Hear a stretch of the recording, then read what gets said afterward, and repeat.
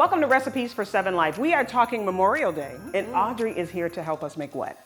We're gonna make a nice little berry cake for the holiday. Okay, I'm excited, Audrey. Tell everybody the steps to make this berry cake. The great thing about this is that you can do your cake a day ahead of time. So you can do a box cake, you can make a scratch cake. It's really kind of whatever you want to do.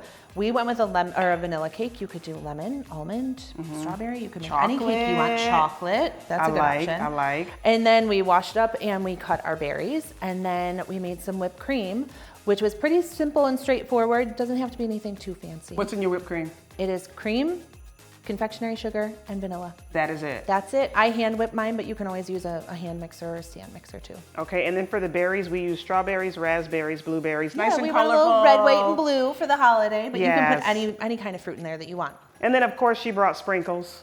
Of course, you had to bring the sprinkles. All right, so I'm going to make one. Please do. All right, so tell everybody, because Sweet Pea Bakery, what is Sweet Pea Bakery and how did you come up with the concept? Sweet Pea Bakery is kind of your old school family kind of feel-good desserts, right? Things that your grandma used to make or your mom made.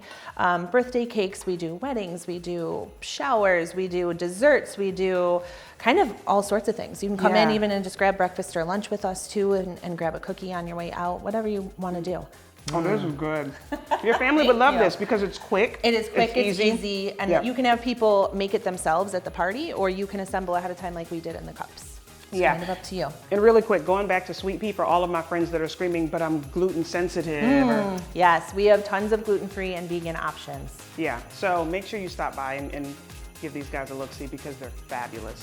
Also, this is fabulous. Make this for your family and head over to wkbw.com/7life to get this recipe.